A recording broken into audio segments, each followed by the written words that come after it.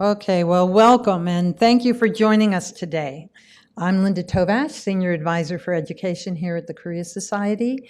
And for those of you who may not be familiar with the work we do, we're a non-governmental, non-profit organization dedicated to the promotion of greater appreciation, understanding, and cooperation between the people of the U.S. and Korea.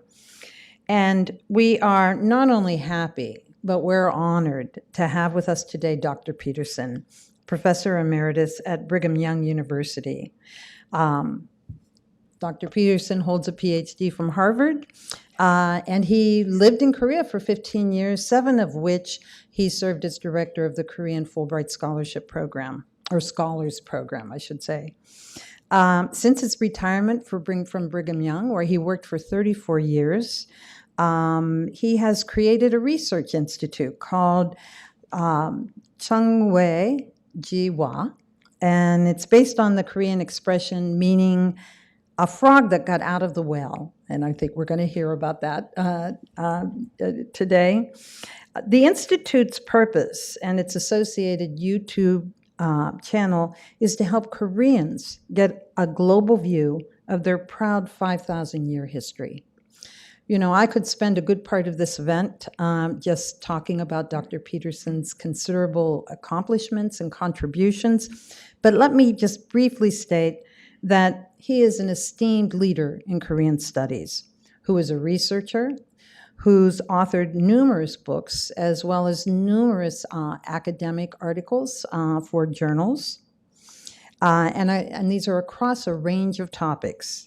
He is a documentarian, who co-produced the documentary Unfortunate Brothers, which is about the division of Korea. And he's currently working on a documentary on the Utah National Guard Division of Korea, the Artillery Unit 213, and that fought several major battles during the war and miraculously did not lose one man. So we're looking forward to seeing that come out. In addition, Dr. Peterson is a poet, and he's a tireless promoter of teaching shijo in U.S. school curriculums, and even, I think, international curriculums. And I would say, perhaps most importantly of all, he's a teacher.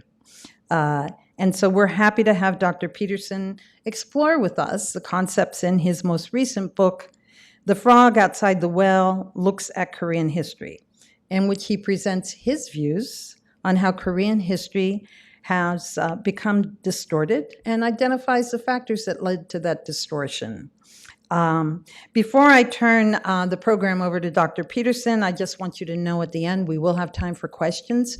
And for those of you who are joining us virtually, you feel free at any time during this program to submit your questions. Just email them to Korean Studies, one word, at koreasociety.org. And we'll do our best to address as many questions as possible. And now, Dr. Peterson.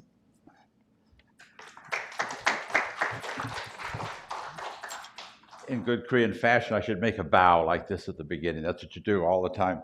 Well, today is my lucky day. How many of you play Wordle? Any Wordle fans here? Today, I got Wordle in one clue. It's never happened before. I got the right word. So it's, I posted it on my Facebook page, and one of my friends said, "You need to go buy a lottery ticket." So today's my lucky day. I'm really honored to be here. I've done a lot of things with the Korea Society over the years, and during the COVID, we pretty much locked down, and so this is my first time to be back again after that time, so I'm really happy to be here. I like the Korea Society, I like what they do, and they do some of the things that I do, so that's harmonious, and I'm happy about that. Today, I'm going to talk about my latest book and some of the things I'm trying to argue there. And to start it off, you see the frog over the side. I've got a YouTube channel. I meant to put up a page of it here so you could see it, but I don't know if you've seen my YouTube channel. It's called The Frog Outside the Well. I don't know if you've seen it, but I went out to buy a drink and a little treat just now before the thing started, and I went down to 42nd Street, and one of these street vendor guys, I just wondered if he was Korean. I said, "Hangu sarameo?" And he said, "Yeah." "How are you doing, Professor?" I said, "What?" And he's seen my YouTube channel, the guy on the corner. So I'm having a lot of fun with the YouTube channel. And what I'm trying to do with it is to convey some ideas that I think are important about Korea and about Korean history and about Korea's perception of itself. Because I think the Korean perception of itself has been distorted by the events of the 20th century. And I'd like to try to redirect that and say I'm Don Quixote trying to, change Korean history, but I really am. That's what I want to do. And I find in YouTube a very effective way of doing that. More effective than publishing books. But here I went and published a book about this, so I like to do books, both. But my latest book went into a fourth printing within 2 weeks, and then it slowed down a bit. But still, 4,000 copies is nice. Other books I've done, most books that academics do run 1,000 copies, and that's it. On a YouTube presentation, if I get 1,000 views, I consider it a failure. That's my poorest presentation. If I get 600,000 views, that's the best I've done. So I find it a very interesting way of getting my message out. And today I want to tell you about my message. So that's The Frog Outside the Well and the book that I wrote. And I'm going to give a review of my own book today. We were talking about what to do, and I said, I'd like to talk about my book. So we're going to talk about my book. There's my YouTube page, The Frog Outside the Well. And the book has 3 sections in it, 3 major things that I do in the YouTube channel and 3 major things that I'm working on, that I'm trying to do. The 3 sections are, first, peaceful Korean history. Now, that might jangle your nerves if you're a Korean historian, because the story of Korean history is not peaceful, according to most historians. I'm giving you a different point of view on this one. By saying 2 Confucianisms, I am interested in the survival of Confucianism. Confucianism is under attack in Korea today. A lot of people don't like Confucianism, especially women, especially young women, because of the oppression of women that's been associated with Confucianism. But I argue there are 2 Confucianisms. One is historic and one is less historic. One is old history, one is recent history. And I argue that they're 2 different things. And the one history, the one Confucianism, is not oppressive of women. And that's the kind of history, kind of Confucianism that could work in Korea today. And then the third thing I want to talk about is shijo. I work on shijo, and I'll tell you why and what I'm trying to do with this as we go along. I see these as a template for reevaluating Korean history. That sounds grandiose as can be, but that's what I want to do. And I see a roadmap for saving Confucianism. That really sounds grandiose, doesn't it? Well, call me Don Quixote, that's the way it is. And then a call to include shijo in the curriculum across America. And that sounds grandiose. And so this is really far beyond what a person would ordinarily try to do. But this is what I want to do, and that's what I want to talk about today. Part 1 of the book calls for a re-examination of Korean history. You all know that Korean history is marked with turmoil, lots and lots of invasions, war, and chaos. That's the history of Korea in a nutshell. I'm going to offer you a different point of view. At least the glass is half full, and I'm going to suggest that the glass is half empty, or vice versa. The point is, perspective is different here. And I'm going to argue that there's a word for the hammer syndrome. The hammer syndrome is if you have a hammer, everything looks like a nail. That's the only tool you've got. If a hammer is the only tool in your toolbox, everything looks like a nail. If you look at Korean history as if it's nothing but turmoil, that's all you're going to see. But if you look at Korean history from another point of view of, wow, look at all these peaceful things, you will come away with a different point of view. And that's what I'm going to try to do today with you. and in part one of this presentation. I see a top 10 list, top 10 separate evidences, any one of which is a strong argument for a peaceful history of Korea. And I'm arguing that all 10 of these add up to a radically different point of view of Korean history than most of you have been taught if you're from Korea.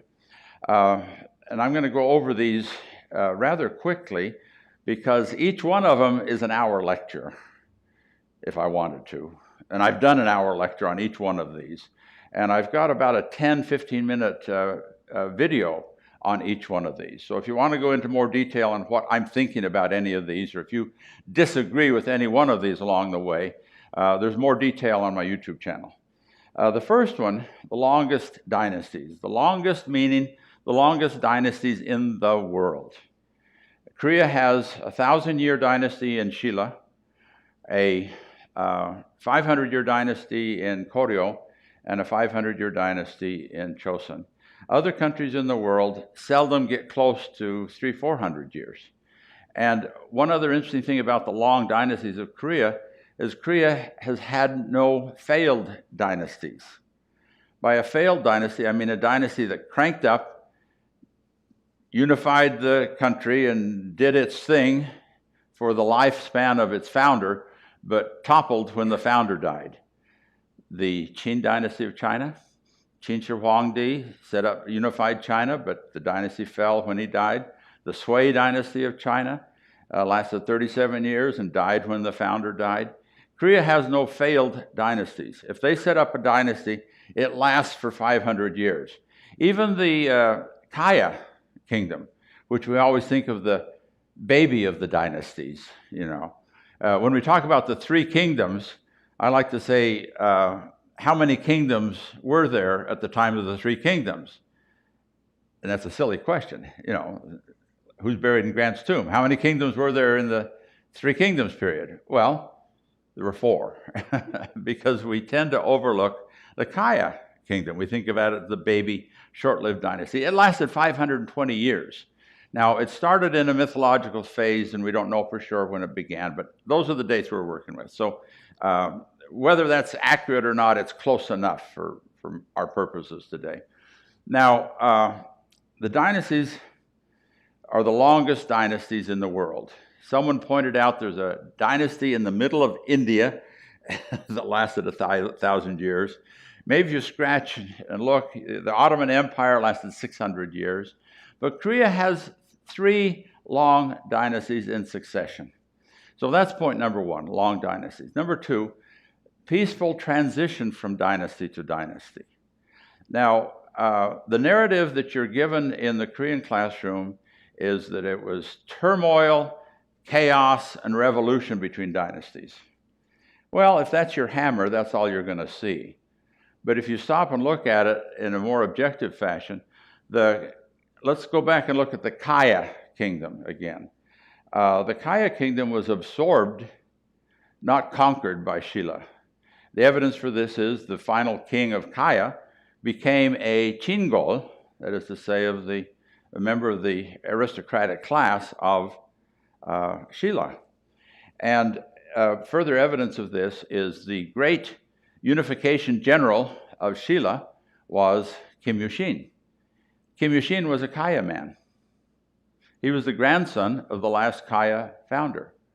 And Kim Yushin is this great Hwarang knight who worked with Kim Chun-chu, the crown prince, as a Hwarang knight. And they have this great story of this knighthood and working to conquer the other two kingdoms and unify Shilla. But there's more to it than that. Kim Yushin's older sister also married Kim Chun-chu.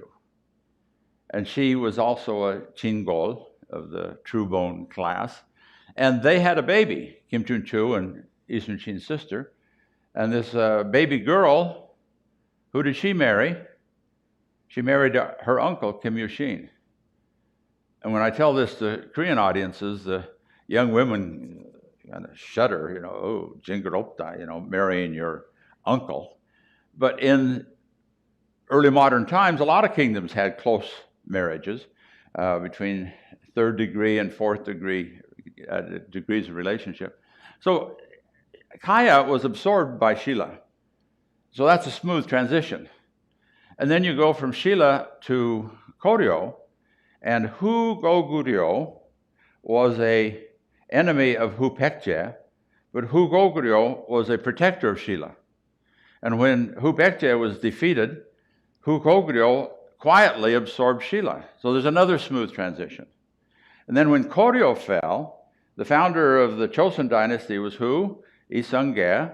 And Isungye marched off to fight the Ming dynasty and said, hey, that's no good. And then Wiwado, at Wiwado Island in the middle of the Yalu River, he turned around and came back and conquered Kaesong. Now, when a dynasty falls, there are several ways of measuring the chaoticness of the fall. You can look at how many people died. You can look at how long it took. And when Isungye took over the dynasty in Kaesong, it didn't take him years. Other dynasties take years, take decades of chaos before they get founded. He basically took over in one afternoon. That's a pretty good measure of quiet and stable, peaceful transition. And yet that's not what you hear in the Korean narrative.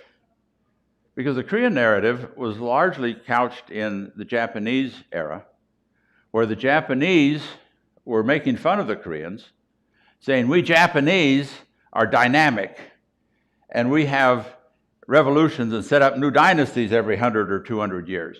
You Koreans are stagnant and don't do anything right. That's the Japanese point of view. And the Koreans would respond, oh, no, we have the revolution. Why, look, there's a revolution there. Well, there was no revolution there. And you don't have to say there was a revolution there to keep up with the Japanese.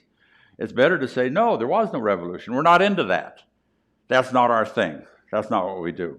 So smooth transitions from dynasty to dynasty is my second point. Third point, you're not going to like this. This is heartburn for y'all. The few invasions. The narrative in Korea is there have been so many invasions in Korea. One count has 948 or some other absolute, accurate, ridiculous number. The point of that is, if you have that many invasions, you're counting every pirate raid along the coast. And if Japanese pirates come in and steal a bag of rice and a pig, kidnap a pretty girl, maybe kill a few villagers, that's not an invasion. That's a pirate raid. And to get 900 invasions, you've got to count every pirate raid you can find. I met a guy that did this. He went through all of the old books he could find, tabulating every single invasion he could find. And I was impressed at the time, but later I started thinking, what in the world is he thinking? What kind of mental attitude is this? You know, this victimization idea that we are so victimized, we've been invaded so many times. And I'm suggesting to the Korean audiences that the opposite point of view is better, that we have not been invaded all that many times. Well, how many times have we been invaded? Well, you've got the Japanese invasion, and that was horrendous. The Japanese invasion of 1592 was absolutely horrendous. It was one of the largest battles in world history at that point, meaning numbers of people killed. So I'm not denigrating invasions at all. I'm saying that there were major invasions. The Imjin was one. The Mongol invasion was also horrific. And I see these two major invasions as the two major invasions. Well, the Korean audience will very quickly say, oh, no, what about Pyeongjahoran? What about Cheongmyohoran? The Manchu invasions. Those were very, very different. They invaded in 1627, the Cheongmyohoran, and they got the king to agree to recognize the Qing dynasty. Whereabout they retired. The Manchus left. They didn't go through the countryside marauding the way the Japanese did, the way the Mongols did. One general got out of line and went into one village and did some marauding. And he was fired and sent back home. And the emperor, the Qing emperor, said, that's not our game. We want Korea to be our ally. It was an attempt to make a friend, not to make an enemy. Well, the Korean king, Injo, went backdoor to the Ming Dynasty and said, let's attack together. This is the famous Bukbol plan. And it never happened because both Korea and the Ming Dynasty were beaten up by the Japanese and didn't have their armies in full strength and ready to go. And they kept postponing this Bukbol to attack Manchu until the Manchus heard about it in 1636. And they turned around and attacked again. And this time they said, "O king, you didn't keep your promise.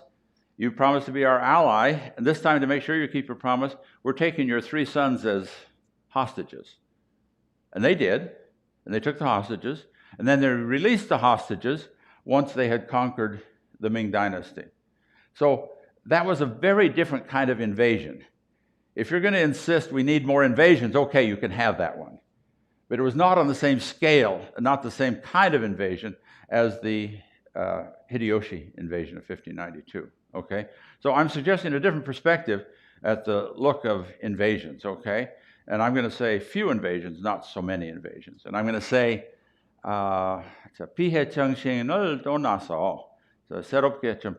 let's get rid of this victimization attitude within our Korean history, okay? The 4th point is no argument. Everyone agrees Korea has never invaded another country. Well, almost everyone. There's some people that scratch and try to find, well, there was this or that. But I had a dinner, it was a lunch actually, with the Gukjang, Director General level at the Ministry of Foreign Affairs one day. And I just happened to mention this in the conversation. And he was visibly deflated. He lowered his shoulders and he bowed his head. We were so weak, we never invaded another country. Isn't that silly? This is something that Korea should be proud of, especially in the 21st century. You know, that we are not a nation that invades other countries. We are a peaceful nation. That's my argument. Number 5, thanks to David Kong at USC, who talks about this, the border between Korea and the Manchus, the Jurchens, the Khitans that changed all the time, and finally the Chinese. That border is the Amnok River, the Yalu River. And the Amnok River is a border that has not changed for 1,000 years. That's the longest unchanged border on the planet, as near as I can tell. Find me one that's lasted longer. The border between Portugal and Spain has lasted a long time, 800 years. But the other borders, except for England and Japan that have waters as borders, but a land border, this is the longest one on the surface of the planet, as far as I can tell. The Pearl River Vietnam border is 900 years, so almost as long, okay? So that says something of stability, does it not? That Korea has had a safe territory for all this time. Now, there were some border skirmishes, but nothing really changed that border. Number 6, graves of kings not robbed. With the Korea Society, have taken several groups to Korea to improve textbooks.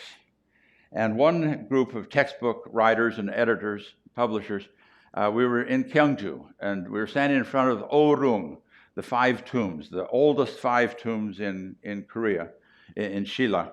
And one of the tombs was the tomb of Pak Hyeokse, we assume. So I was telling about Pak Hyeokse, and there's a group of about 15 writers and editors. And as I was winding up what I was talking about, one of the scholars raised his hand. He was an archaeologist. And he said, when were these tombs robbed? And I said, well, the tombs haven't been robbed. And he said, well, of course they have. That's what you do. He says, I'm an archaeologist of the Middle East and of Egypt, and you cannot find a tomb that has not been robbed. So of course these tombs have been robbed. And and he's doing archaeology doctrinaire, teaching the non-archaeologists the way it goes. Tombs are robbed, that's the way it is. And I said, no, when the archaeologists have excavated the 7, 8 tombs that they've done, they found the gold crown and the jewels, everything's there. The tomb has not been robbed. And he said, well, wow. And then he pointed to me, and I'd already talked about the peaceful tradition of Korea to this group. And he said, well, that reinforces your theory. Korea was never chaotic enough to rob the tombs. And I think there's real substance to there, because everybody knows there's gold in them tombs. And in cases of chaos and poverty and desperation, a little bit of gold would sure help out. But the tombs were never robbed. Number 7, Sunbi culture, and I put as opposed to samurai culture. Sunbi culture is really a marvelous thing in Korea. For 1,000 years, Korea has had the Sunbi at the center of their civilization. The Sunbi, of course, is the scholar who studies and studies and studies to pass an exam that he might be selected to serve in the government, which was the highest form of social prestige in the society. For 1,000 years, from 100 years into Koryo, the scholar, the Sunbi, has been the primary ideal model in Korean culture. Not the samurai, not the sword-wielding military man, but the Sunbi.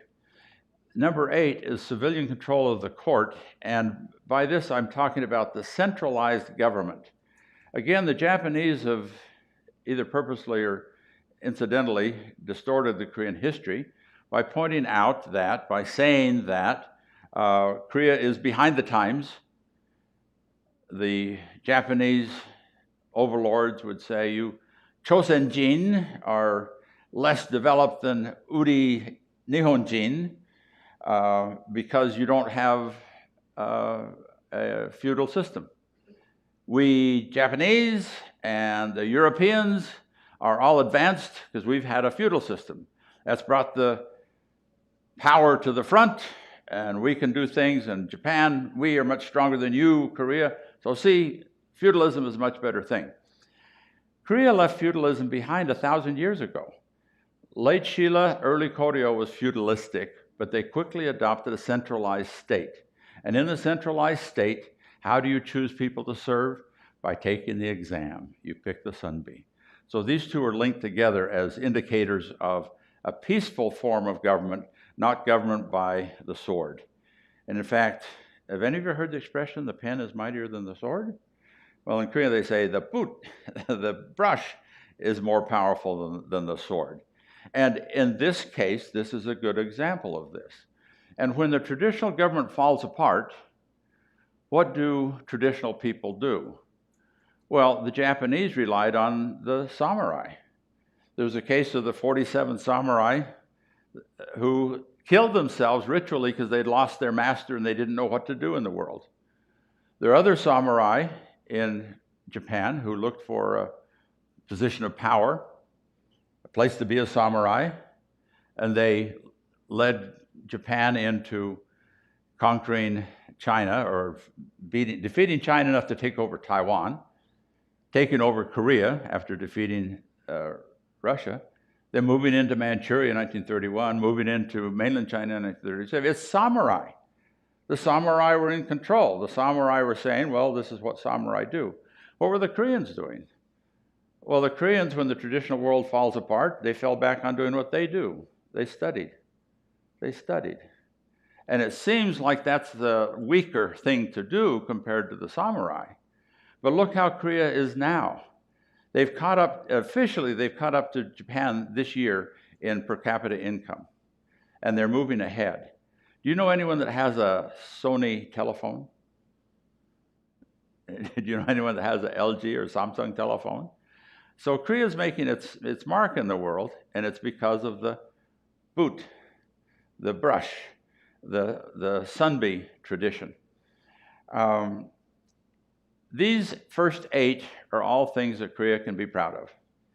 Number 9 is not a thing to crow about. Nobody's happy about slavery, but many pre-modern societies, many even recently modern societies like the United States, have had a tradition of slavery. Korea has the longest unbroken chain of slavery in the world, which is to say, the slaves that were created by the warfare of the Three Kingdoms Wars. And it's important to note that slavery at its root is usually prisoners of war. This is true for American slaves as well. The American slaves initially were not British traders running through the jungle, grabbing a guy by the ankle and throwing him on the boat. The British traders came to the African king and said, if you got some slaves, you have some prisoners in recent warfare that you'd like to sell. And that becomes the commercialization of slavery, but it has its roots in warfare. And then the victorious king went out and looked for more people to trade because then there was money in the game.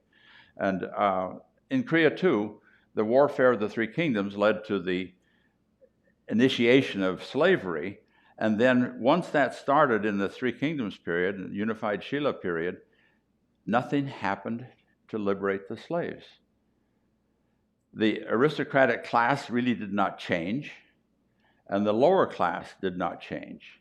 Even during the chaos of the Japanese invasion, the slaves returned to their position after the war was over. So slavery is not a thing to be proud of, but it is an indicator of the peaceful tradition of Korean history. Number 10, I think, I put it in red. I was going to start with this, but I'll finish with it on this slide. You know Kim, Yi, and Pak? Most common names in Korea, right? Kim is 21% of the population. Yi is 15%. Pak is 9%. Put them all together, that's 45% of the population with 3 surnames. Why? Why? I've been looking for the answer for this, and 4 years ago, I think I found it. After 54 years of Korean studies, I've been involved in Korea for 58 years. 54 years of Korean studies, I think I've got the answer. And the answer is all of this. That Korea has had such peaceful tradition that the royalty of bygone dynasties are the Kims, the Is, and the Paks. This came to me when I was meeting a group of new students at BYU, and there was a young female student from Japan, and I shook her hand and said, "Iraishaimase," or something, and I asked her what her name was, and she said, "Fujiwara." I said, "Fujiwara? That's the aristocracy of the Heian period." And she, in a very East Asian feminine humility, "Oh, yes, thank you for recognizing my family." And then she said the most important thing: they killed most of us. There are very few of us left. And it occurred to me that's what happens in every other country in the world. It did not happen in Korea. They did not kill the Kims of Kaya. They did not kill the Kims of Shilla. They did not kill the Paks of Shilla. They did not kill the Is of the Chosun dynasty. Those 3 names are symbols of this peaceful history and stable history of Korea. It's my hope that in years to come, when a foreigner says to a Korean friend, "Oh my goodness, there are so many Kims in Korea, how come?" Now most people can't answer that question, but I would hope they would say, "Oh, that's a symbol of our peaceful tradition. Those are aristocratic names. We never killed our aristocrats." That's my point of view. Okay, so there's a summary of those things. The longest dynasties in world history, the peaceful transitions from dynasty to dynasty means we have about a 1,500-year period of the ruling class staying in position. Invasions, I argue only 2 major invasions. Never invaded another country. That's truly an example of a peaceful country, is it not? The longest border, unchanged border on the planet, the symbol of, what in the world did I write there? Of managing a social order, I guess that's what that says. The Sunbi, the educated elite, the system of education. You look at education in Korea today, and a lot of people talk about the education fervor of the 20th century, the wanting to rebuild the country after the wars and the turmoil. It's deeper than that. This education fervor is 1,000 years old. To be educated, to pass the exam is the key. That's the key to social status and to wealth and to power. It's the key to everything, is to be educated. So the Sunbi culture is a key to understanding the educational tradition of Korea. The civilian control of the court, with the exception of the Che military for a short while at the beginning of the Koryo period, the Korea has balanced its court between the military. They've kept the military in control. Do you know that of the 250 counties of Korea that were appointed magistrates from the central government, that half of those counties had to have a military governor, just to keep the military in balance with the civilians so that they didn't get out of balance like the battle that led to the Che takeover in the early Koryo period. Well, and then the slavery is nothing but a symbol of stability. And the ultimate evidence, I think, is the surname thing. Do you get it? Do you understand that there were only 250 surnames in traditional Korea? Only 250. How many surnames are there in Japan? How many do you suppose? 250 in Korea, 2,500 in Japan, 25,000 in Japan, 250,000 in Japan, around 300,000 surnames in Japan. For every one Korean surname, there are 1,200 surnames in Japan. You're talking about a radically different approach to family and social order between Korea and Japan. So this idea of few families that maintain these aristocratic traditions is, again, evidence of what I think is a peaceful and stable society. Part two. This is talking about Confucianism. And to understand Confucianism in the 21st century, I think we need to look back at Confucianism in previous centuries. We criticize, especially we young women, the young women of Korea are very critical. I've been really surprised on my YouTube channel when I do something that's sort of positive about Confucianism. I get nailed. People write in and talk, oh, how awful Confucianism. We need to get rid of Confucianism. And Yugyo Sasang Temene Urinaraga Manghetta, this kind of stuff is really critical of Confucianism. But my argument is that you have to understand the difference between Confucianism and Puge Sahwe. Puge Sahwe I translate as patrilineal society. Puge Sahwe means the dominance of the males. And the hallmarks of the patrilineal society is that women lost their inheritance rights that they once had. Women were no longer participating in the ancestral ceremonies like they once had. The genealogies become centered on the male line. The son preference, and you have to get a son by all costs, whatever medicine you take or whatever, and then you adopt. And inter-clan adoption rates were as high as 15% by the time you get to the end of the Chosun period. So you had to have a son, this craziness to have a son. And in marriages, only shijip, no more changa. But in the early Chosun period, you had changa. You had marrying at the wife's house. The anthropologists would call it uxalorical marriage, but uxaloral marriage, isn't it? Matrilocal, uxoralocal marriage. Yeah, that's it. Well, you don't see that in Korea in the last 300 years. And you see the single surname village. These are all hallmarks of Korea, not forever, not from the beginning of the Chosun dynasty. There's a mistaken idea among many Koreans that Korea became Confucianized and Puge Sahwe at the beginning of the Chosun period. Absolutely untrue. Absolutely untrue by half, because these things did not take place until the late 17th century. So let's look at the pre-Confucian Confucianism, or pre-patrilineal Confucianism. Confucianism before the Puge Sahwe takes over, okay? And here we see a society where women had equal inheritance rights. Daughters participated in hosting the ceremonies in rotation, taking turns with their brothers. Genealogies included female lines as well as male lines, which is a little surprising, but that's what early genealogies looked like. Both downward genealogies, including posterity of daughters as well as posterity of sons, and also going upward, because they would look at both the mother's lines. And in fact, do you know what a kojo harabaji is? You have abaji, harabaji. Jungjo harabaji is great-grandfather. Kojo harabaji is great-great-grandfather, okay? Now, you all be Koreans for a minute, even you Caucasians. How many great-great-grandfathers do you have? How many kojo harabaji do you have? Most Koreans raise their hand and say, 1. But you have a father and a mother. You have 2 grandfathers. You have 4 great-grandfathers. You have 8 kojo harabaji. And in the old days, Koreans had what was called a pal gojo do, a chart of the 8 great-great-grandfathers.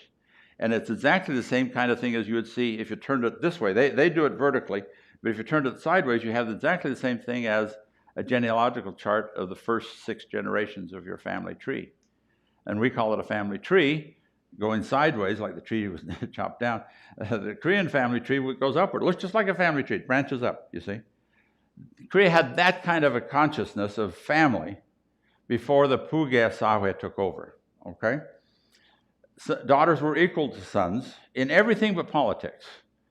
Only men could serve in political office, but women had inheritance of property. They had freedom to use the property however they wanted to. There were adoptions of daughters as well as adoptions of sons. And adoptions from within the lineage was not the rule. It gradually crept in that the adoption had to be of the same surname from within the chokpo.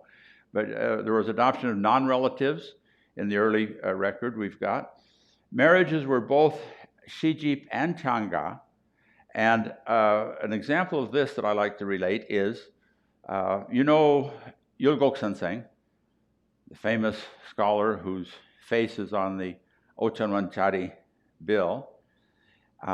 Everyone knows that he was born at Ochukon, the Black Bamboo Pavilion in Gangneung. Okay, and a lot of you have been to Gangneung and you've seen the Ochukon. Well, Ochukon was Shin Saimdong's house. That's where he was born in his mother's house. Well, I recently found out it wasn't just her house. She inherited the house from her mother, a Yongin Ishi. And she inherited the house from her mother, a Kangnun Cheshi, who, as near as we can tell, was the woman who built the house. So we have this matrilineality coming down, but it's within a balanced system. Here's another trick question I often ask my Korean audiences. I say, before Puge Sahwe, what did you have? And the response is automatically, Moge Sahwe. Before patrilineality, you have matrilineality. Is that the case? Absolutely not. There are all sorts of other social organizations that are available, including bilateral systems. And in a bilateral system, both sides of the family operate in somewhat equal fashion. Surname comes through the man, but property ownership and other things are bilateral. So the idea of shijip kada, changa kada, you know, when a foreigner first learns Korean, he thinks that shijip kada and changa kada are just the words you say. Men say changa kada, women say shijip kada. And we always have a laugh in Korean class because a man will say, ajik shijip mokasemnida. And a man cannot say ajik shijip mokasemnida because men don't shijip kada. Well, it's more than just the words. It's a social institution. And to shijip kada means to go live at the shijip house, at the husband's father's house. And changa kada is to go to the wife's family's house and to be married and live there. So it was balanced in the early period, and we see this all over the place.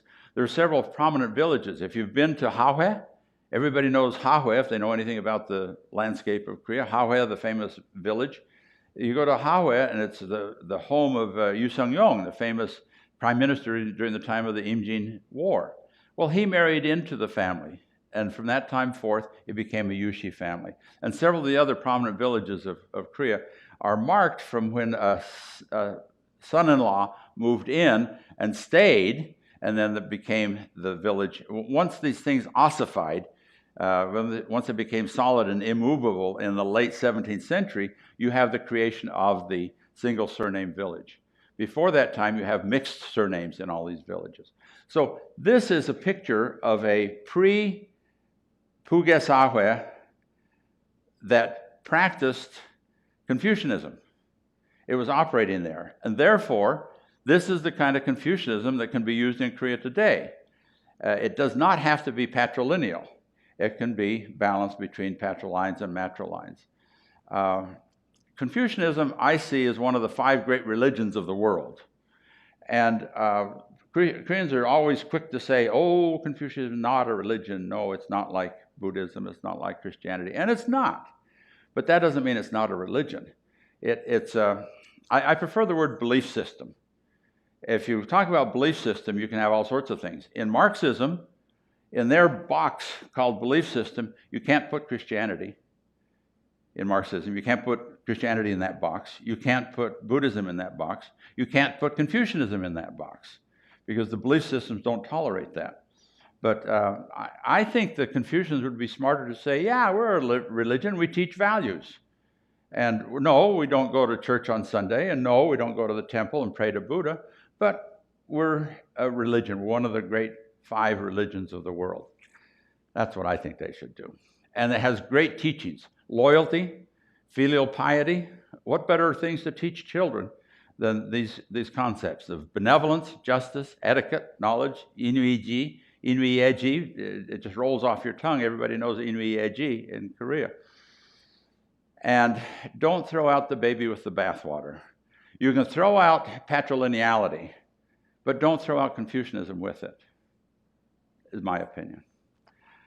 Part 3, and we'll do this quickly, is the goal to see shijo adopted into the curriculum of every school in America. Now, does that sound grandiose and out of this world? And, what in the world is this guy talking about? Well, shijo can follow the path of haiku. Haiku is practiced in every school in America. There is not a child within the last 20 years that has not only studied haiku, has written haiku. Haiku has had total penetration into our culture. And if haiku can do it, why can't shijo? Okay? So maybe it's not so grandiose after all. Maybe we should try to see shijo as a symbol of the good culture of Korea planted within the culture of America so that they look at shijo as one example of Korean culture. That's my point of view. So I've given you a template for what I think, and I've written it in this book. This is what the book is about. These are 3 major areas that I have been working on and that I think are important and that I wanted to share with you today. So thank you.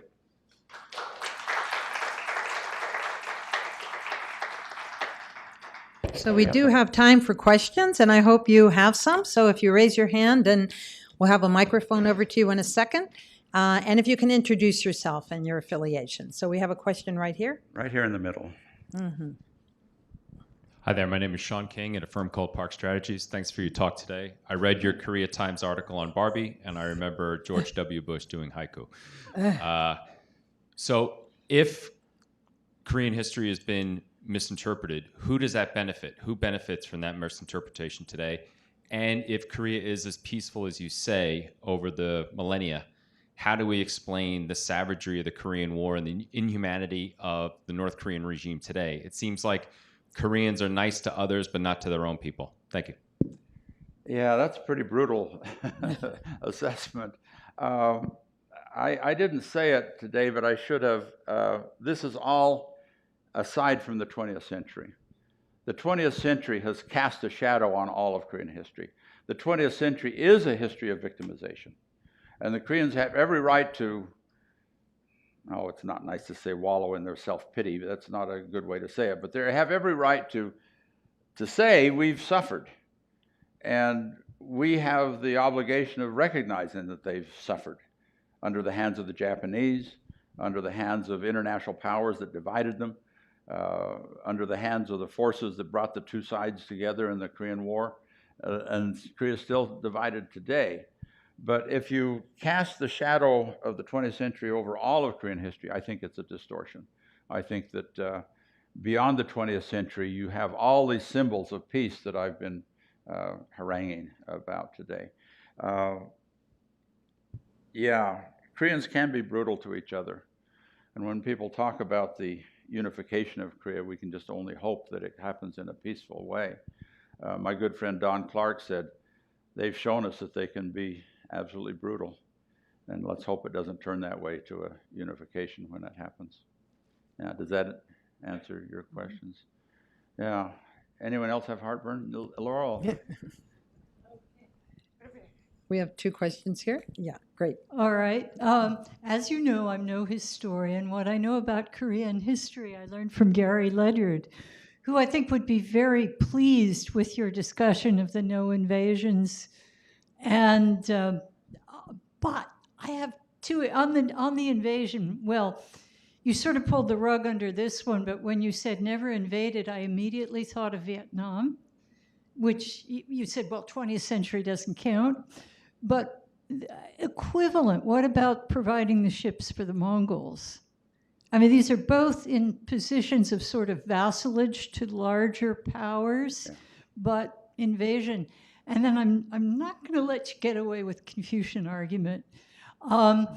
The impression I get is, you know, it isn't like people suddenly woke up one morning in the 17th century and said, let's be patrilineal.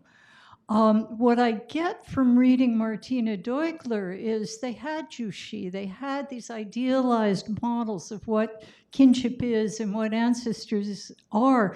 And there were a couple of centuries of push to do the right thing. I'm not going to trust Confucianism. Yeah. I hear you, and of all people in this room, Laurel, you're the one I have to listen to. If you don't know, Laurel's an anthropologist of Korea and Vietnam. My response, you answered with my response about the Mongols and the Vietnam, that they were under the suzerainty of greater powers. So I'm going to give them the excuse for that. It was not their initiative, I'm going to say. But here again, everything that I've said can be tempered with some examples, some exceptions, but I think there's a strain here that works.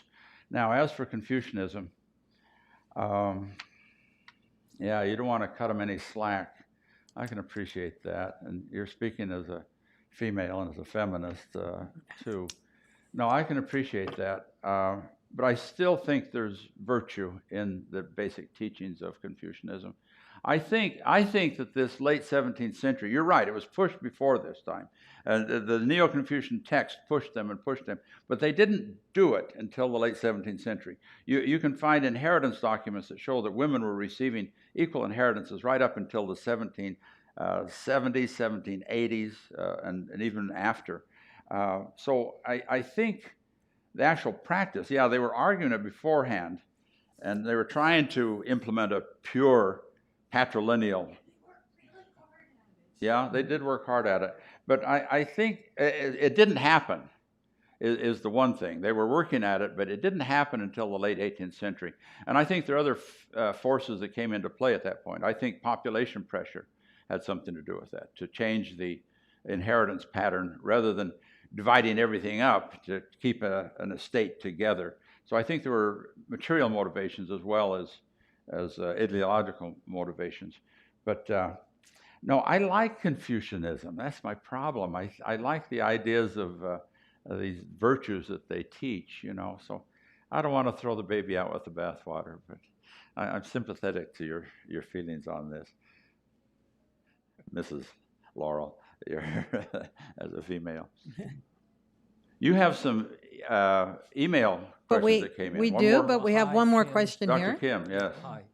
I'm a psychiatrist, and I appreciate your, talk about pointing out the advantage and the good qualities of Confucianism, and as well as the Korean history. My question is where the frog is coming from. The analogy of a frog, or the living in all this time, then lived in the well, or go around the well, and now came out of the well and participating in world affairs, in your view. And another question is what this really represents the Korean history and now out of the well in the Korean psyche. And the Confucianism was a sort of non-progressive and very traditionally bound, and now it's out of well, do you think that they will take off and do, you think it should be more westernized, or do you develop like a shijo and you develop the Korean Jung and the psyche, to spread to the West? Well, I'm not going to answer a question from a psychologist about psychology. I'm not going to try to out-psychologize or out-psychoanalyze the psychologist. But uh, let me say this: as far as the frog in the well, if you don't know it, this is a play on the old Chinese, Korean, Japanese saying of a frog in the well, and it's a way of saying to someone, "You're not looking at the big picture." The Japanese always add a phrase to it. They say, "What is the perspective of what's the view of the ocean from a frog in the well?" In other words, he can't see the ocean. He doesn't know what's going on. And when I first decided to try this, I thought I'd get a lot of criticism because it's really arrogant on my part to say I'm the frog outside the well, to say I'm looking at all these things and you're not seeing it all. But the response, I've had one or two people say on my YouTube channel, out of thousands of comments, I've had one or two say that you're full of yourself. Most people say, "Oh, it's really clever. I like your idea." And people will write to me and say, "I need to be a frog out of the well," and look at Korea in a broader perspective. So that's all I'm trying to do with that. And with any analogy, you push it too far and it'll fall apart. So I don't want to psychoanalyze it too much. As for your other question about the psychology of Confucianism, I don't know. At its bare bones, again, I think that the values taught in Confucianism are they're core to what goes on in Korea. For one thing, the first three sentences of the no say, "What is more pleasurable than to study?" And that describes Korea. They're the studiers. The second sentence says, "What is more enjoyable than to greet a guest who's come from afar?" And as a guest who's come from afar, as a frog outside the well, every time I go to Korea, I get a royal reception because people like a guest who's come from afar. They appreciate you, like in Mencius, "You considered it not too far to come 1,000 li to visit me."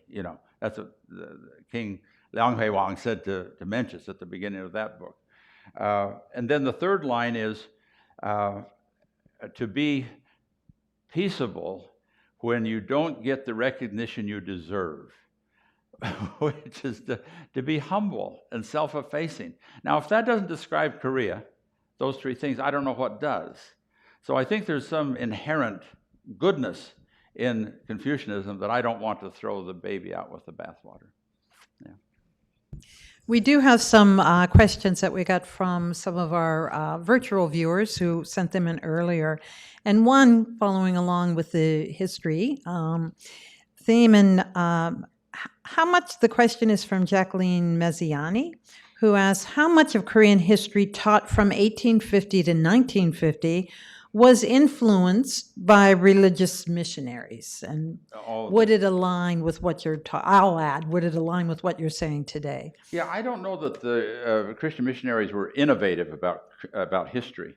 I think they sort of followed along the narrative that was there, as I did until about the time I turned 60, and I decided, no, I'm not going along with this stuff anymore. Because when you're studying history and you want to do it Korean style, I considered nothing more important than to be Koreanish about my Korean history. And when I diverged from the orthodox line, people would bring me back in right away. They'd say, "Oh, that's not the way we look at it." But when I, several years ago, approximately when I did my Hwangap, I guess, I said, no, I'm not going to go along with this anymore. I'm going to tell it the way I see it. And when I do it as a total package like this, if I do one thing at a time, it'll be shouted down. You don't understand our history. But when I show the whole package, it's really quite convincing to audiences that I talk to. And they nod their head and they say, well, no, I've never looked at it that way. I gave you no new facts. These are all the facts you already know in Korean history. I've just given you a different way of looking at those facts. So along with that, I think that answers the question somewhat from Michael Reiston, who asked, how has this perspective on Korean history been received in Korea and in academia? You've just recently returned. We know that the book is in its fourth printing. And obviously what you've just stated, anything to add? I get tremendously positive response, and I don't think I'm in the vanguard of this. I think there are a bunch of younger Korean scholars that are also saying some of these same things. They're saying we don't need to be wallowing in the self-pity of victimization anymore. And I think that's happening. I think there's a trend out there. It probably ties in then a bit, if I'm reading the question or interpreting the question correctly, from Catherine Mazur from UC Berkeley. And is this outsider point of view gendered? And can you address any issues related to women, which I think you have, but also trans others in Korea? Yeah, certainly the Confucianization is a gendered issue. That's a hot issue, and as you've seen, Laurel and I are going to disagree about just how to deal with this. Yeah, it's very much gendered. The history part, I don't think is. Do you see a gendered issue in the history thing? But on the yeah, it's all male history. The men pass the exams and all of that sort of stuff. So yeah, you can't get away from the gendered issue, but the problematic issue is the Confucianization, how you deal with that. Yeah, that's problematic. There's some questions. I want to throw this in just because there was a question actually from several people. Where can we get the book? It's not listed on Barnes & Noble or Amazon. Yeah, I don't know why they haven't put it on Barnes & Noble or on Amazon, but you can get it at Kyobo. Mm-hmm. And Kyobo will mail it overseas. You can pay them, on a $1 credit card. You can get it at Kyobo. And I was looking the other day, and there's a thing called K-Books that has it priced in dollars, right on the. K-Book apparently serves the international market. Kyobo is more domestic. Mm-hmm. And it hasn't been translated yet, so it is a book that was intended for a Korean audience. It's written in Korean. Yeah.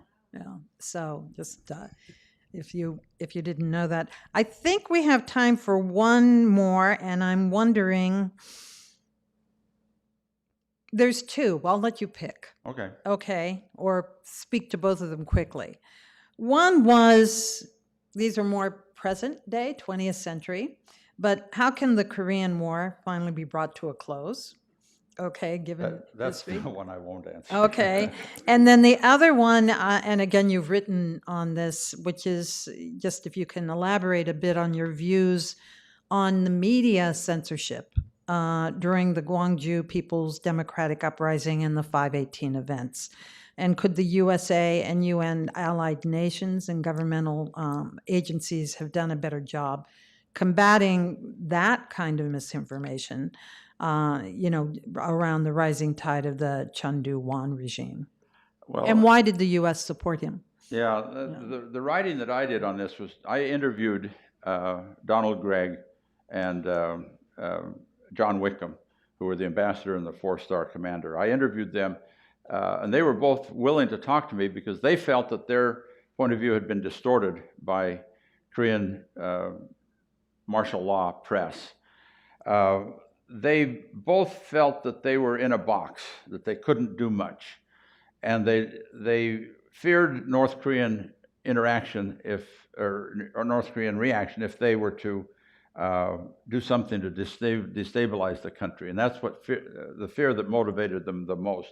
But neither one of them, and they both said so, neither one of them supported Chundu-Hwan, although the Korean press portrayed that way.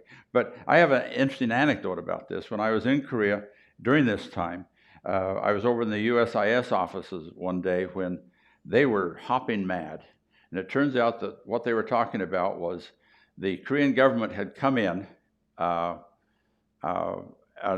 approaching the 1-year anniversary of Chundu-Hwan's taking office, being inaugurated as president. And apparently the Korean government was asleep. And, here's an anniversary. We've got to celebrate this anniversary. And we need the Americans to congratulate us. So that's what they were thinking. So they went to the USIS and said, we want you to get the ambassador to write a congratulatory letter to us on the 1-year anniversary of Chundu-Hwan's inauguration.